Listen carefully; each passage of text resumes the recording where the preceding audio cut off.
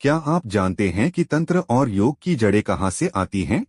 प्राचीन परंपरा के अनुसार महादेव शिव ने चेतना के ऐसे सूत्र दिए जो मनुष्य को अपनी असली प्रकृति पहचानने की दिशा दिखाते हैं।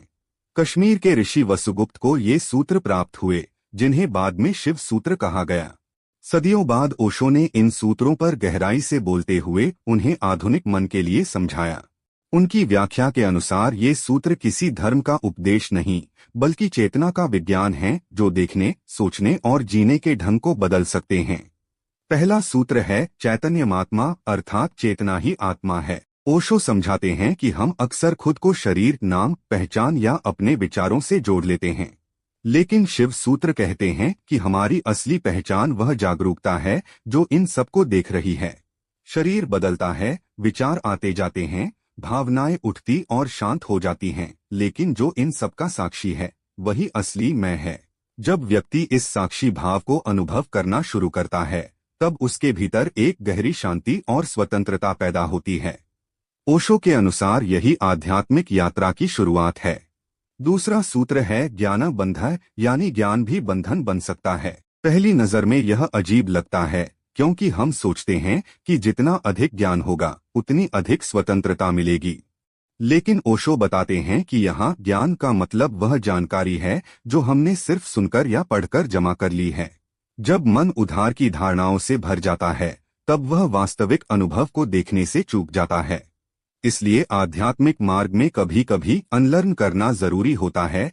जो कुछ भी हमने मान लिया है उसे थोड़ी देर के लिए किनारे रखकर सीधे अनुभव करना। तब सत्य किताबों से नहीं, अनुभव से प्रकट होता है। तीसरा सूत्र है विस्मयो योग भूमिका, अर्थात विस्मय ही योग की भूमि है। ओशो कहते हैं कि बच्चा दुनिया को आश्चर्य से देखता है, हर चीज उसके लिए नई और रहस्यमयी होती है।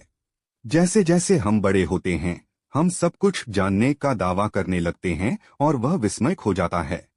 लेकिन जब व्यक्ति फिर से उसी आश्चर्य से जीवन को देखना शुरू करता है, आकाश, पेड़, हवा, लोगों और अपने ही अस्तित्व को, तब चेतना खुलने लगती है। यही विस्मय ध्यान की शुरुआत बन जाता है, क्योंकि उस क्षण मन शांत हो जाता है और सिर्फ अनुभव बचता है। ओशो की व्याख्या में शिव सूत्र का सार यही है कि शिव कोई दूर बैठी हुई सत्ता नहीं है। शिव एक प्रतीक है उस जागरूक चेतना का जो हर मनुष्य के भीतर मौजूद है। जब व्यक्ति साक्षी भाव में जीना सीखता है, उधार की धारणाओं से मुक्त होता है और जीवन को विस्मय से देखता है, तब वह उसी चेतना को छूने लगता है जिसे परंपरा में शिवत्व कहा गया है। अब सवाल आपसे, क्या आपने कभी ध्यान या साक्षी भाव का अनुभव करने की कोशिश की है? अगर आप भी इस तरह की आंतरिक यात्रा में रुचि रखते हैं तो कमेंट में हर हर महादेव लिखकर बताइए। वीडियो अच्छा लगा हो तो लाइक करें, अपने दोस्तों के साथ शेयर करें और ऐसी ही गहरी बुक समरीज के लिए चैनल को सब्सक्राइब करना न भूलें।